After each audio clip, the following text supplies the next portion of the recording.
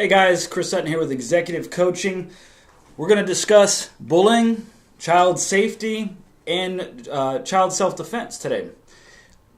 What we want to do is talk about what's in the market currently. In the industry that we're in, there's a lot of people teaching things they're not qualified to teach. And in a lot of industries, period, that's actually against the law. You can't open a doctor's office and operate on someone if you're not an actual doctor. Earning a black belt only goes so far. If you're a black belt in tournament, sparring, taekwondo, whatever that is, or kempo, or if you're a fitness trainer, and then you decide to teach a specific market, bullying. The one thing you want to coach your market in and also ask yourself and your staff, and that's when you plug into Cobra, this is the opportunities that you get. You get to teach this from legitimate, real experience out in the field. So the question you have to ask any professional in your market, if a parent came up to me and said, well, thinking about going to do this bully buster class. What does bully buster mean? There is a lot of this in the market. Bully proof. You can't bully proof anyone. You mean to tell me at 3 p.m. you're going to magically appear and stop my child from getting hit in the back of the head by a bully that does not like my child or whoever it is, or you're going to magically appear in the office and stop this female from being bullied by her boss? No, it's going to happen. It's called free will. Bullies bully because they can. There's no one there to always stop them. There's a broken chain of custody. They get in that chain of custody and they do what they do. You can be proactive and then you can take action steps. So in the market, we have bully buster, bully proof, just say no. Okay, some kid comes up and pushes your child in the locker room and they stand up and go, no. What is that going to do? It's a lot of just smoke and mirrors. There's a lot of great programs out there, but there's a lot that are founded off of absolutely nothing. And they sell it to the market because the market doesn't know any better. Why doesn't the market know any better? Because they turn to us as the professionals, because we say we know martial arts or self-defense, and go. Teach it. So we create the program, take the money, and as some people say, just tap dance. If you don't know what to teach, you just kind of say, well, punch and kick and say, get back, and all that good stuff. Why are Cobra schools and Cobra instructors uniquely qualified to teach this? Well, guys, my training and background has nothing to do with the decades of martial arts. That's all well and good. That's just like a lot of guys. As a law enforcement officer, as a corrections officer, I worked with this, whether they were inmates bullying inmates. And remember, bullying isn't just about kids. We have NFL guys. Remember, Richie Cognito with the Dolphins, and the other guy, there's bullying in professional sports. Yeah, it's all over the place. Hazing, you name it. So I respond to calls where, there's a fight in progress at the local high school. You show up, kid's got a black eye, the other kid's got a broken hand, tons of witnesses, tons of parents involved. So you get to talk to the victim, talk to the bully, talk to the parents, write the report, do the investigation, catalog, all your evidence. That's in the field experience. Why did you bully him? How did you bully him? What did you do in response? Nothing. Now you got ice on your eye and your child's proud that they did nothing. Well, he told me to do nothing. So kids here with ice on his eye, happy that he didn't fight back, but has not only a damaged ego and psyche, but a swollen eye because the bully got their way. How do you respond to it? Parents go home frustrated because little Johnny's getting bullied, and they take it home, and mom and dad are arguing. What do we do? I don't know what to do, and we'll call the parent. No, never call the parent. And we show specifically how to teach this stuff. So your unique qualifications are the fact that our bully program is step-by-step, 270-page manual on how to be proactive. And here's the thing, guys. Proactive measurements are invisible. Prevention is invisible. Remember that statement. I remember having my patrol car in the median or in a parking lot late at night when the bar was letting out or the club was letting out.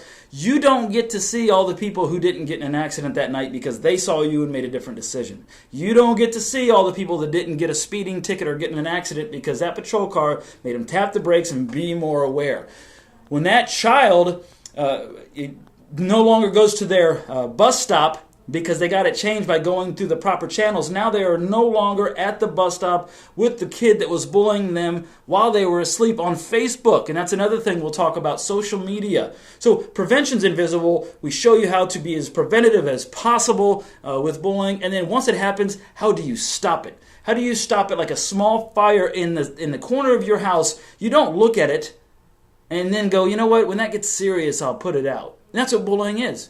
Bullying's a crime. You do know that. 17 years old, 15 years old, kid gets punched in the nose. Hey, just rub some dirt on it. You know, back in the old days, we used to fight it out.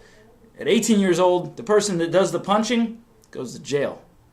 So we treat it like a crime. We show you how to get law enforcement involved, not to talk to the other parents, how to legally deal with it, how to catalog information. A lot of bully programs don't even have a manual. They have a poster that says, "Stop bullying, just say no, bully buster, bully proof." And that's not talking down on them. That's a false sense of security and hope. We have 270 pages and evidence log sheets and how to deal with it. Your kid's getting bullied on Facebook, and well, they shouldn't have a Facebook at this point. It's like an auditorium full of hooligans that you're letting your kid go into unsupervised. How do you control the internet? How do you search for them on Facebook to see if they have a Facebook or social media page when you told them not to? How not to deal with the parents of the bully? How to screen capture cyberbullying, all the proper channels. So 270-page manual just for the parent and or the instructor to teach. And our bully program can be taught in a 1-day up to 8-week course. It's very flexible. So we have the pro action, we have the action steps, all the way to when it gets down to being physical. We don't want our child to be a piñata. We don't want to be a piñata. So when it comes to bullying, sometimes you just can't get out of it. Sometimes your child has done everything they can, or the parent has done everything they can, sent certified letters, done everything in the manual, and all of a sudden, little Johnny's confronted by 4 kids after school, and he has to physically take care of himself. So we go from point A all the way to the end, and we have put in there all the experience that I had as a police officer, sitting with the Department of Family and Children, DCF, talking to victims, interrupting and investigating ongoing bullying, whether it's kids or adults, whether it's stalking, whether it's cyberbullying, or whether it's good old-fashioned face-to-face bullying. Hands-on field experience with that is second to none. You can't teach a program that you don't have experience with, and you can't create one that you haven't lived firsthand. And that was the job as a police officer. Stop crimes in progress, investigate, eliminate, arrest. Bullying and crimes in general, there's a storyline and there's a commonality year after year working these. You see, the commonalities in the storyline for all of these cases.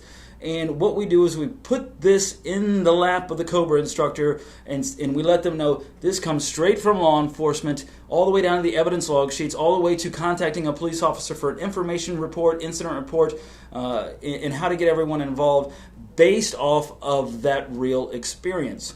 So you guys have a very, very strong and unique program in your hands. The next segments for the bullying, we're going to break down how to teach it. How to teach it for maximum effectiveness and efficiency.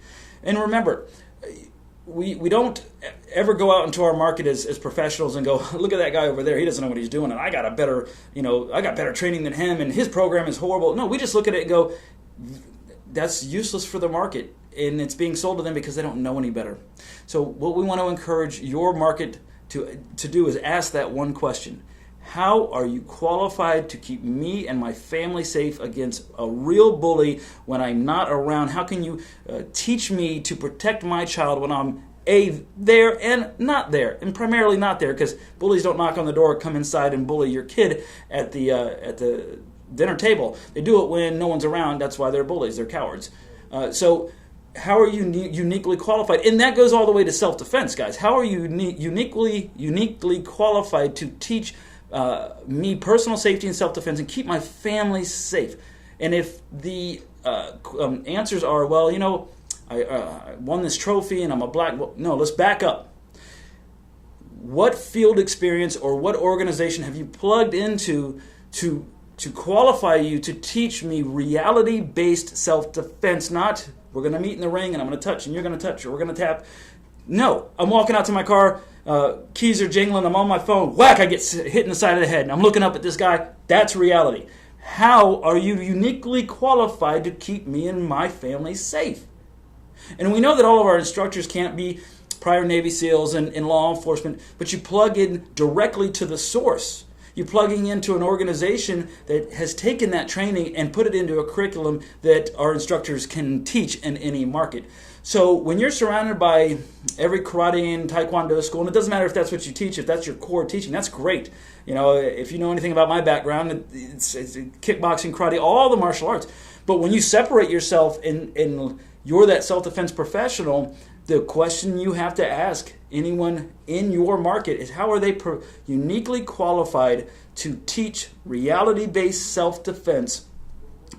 If you're not, then you're teaching something you have never experienced. Well, I hit a bag and I do this and I'm on 4th degree, Dan. How are you qualified? That's great. You're probably in great shape and you're flexible and that's a lot of discipline and those are great accolades. But there's nothing that replaces experience. Imagine being in a operation and the doctor's like, well, you're my first patient. I hope this goes well. I read a lot of books and I've been training a lot. But you're my first operation. I'm getting off the operating table. Even doctors have to go to a school where they operate on cadavers. Dead people. So they get the closest experience possible. And even their first surgery is scary for them. You want a doctor with 70 successful surgeries and what he's done. Same thing with an airline pilot. Hello, ladies and gentlemen. Today is Captain Sutton. Today is it's my first flight. I've been doing a lot of training. I'm really good on the Xbox and that simulator. I'm phenomenal at that. Today's my first official flight. We should have fun.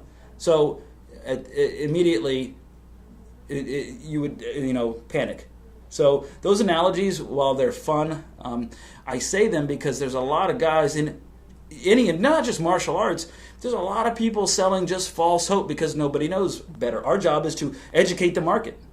If a parent were to call me and they say, well, Johnny took a bully buster class at the local rec center, I would continually swim upstream, not talking bad about any program or organization, but I keep asking the question that can inevitably never be answered because they don't have the qualifications.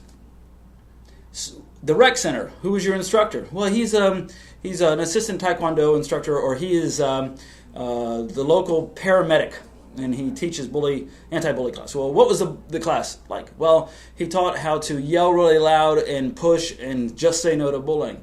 How are they qualified to teach it? Well, he's a paramedic, or he's a black belt. Okay, so they spent three years in a school earning a belt in a controlled environment.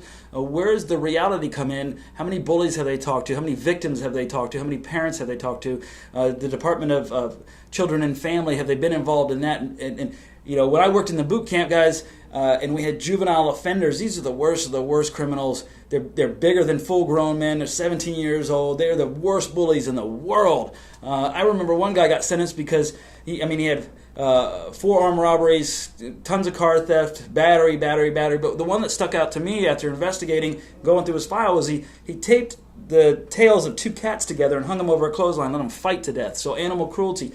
These are vicious animals. That's what we dealt with. That's the reality that went into the program, not fluff and theory and this might work and all that good stuff. So remember the power that you wield as an instructor. You want to give your market the best. We've done our research. Tons of years in law enforcement, going into the homes, dealing with these people, chasing them down. There's nothing like knocking on a bully's door and, hey, I'm Officer Sutton and I want to speak to your son who's involved in a battery today, and he takes off running and you run him down and you chase him down and you arrest him. And when you have the mind of what a bully is, bullies aren't these little 10-year-olds that say nanny nanny boo boo. These are individuals who are willingly committing crimes against your loved ones. So we want to make sure our market knows this is what we do. This is what the guy up the street does. There's a major difference. We're the best at what we do, and you need to communicate that. That's your job as a professional. Okay, be found, communicate your message, and then create and keep that client. Guys, Chris Sutton for Executive Coaching. Till next time, on bullying.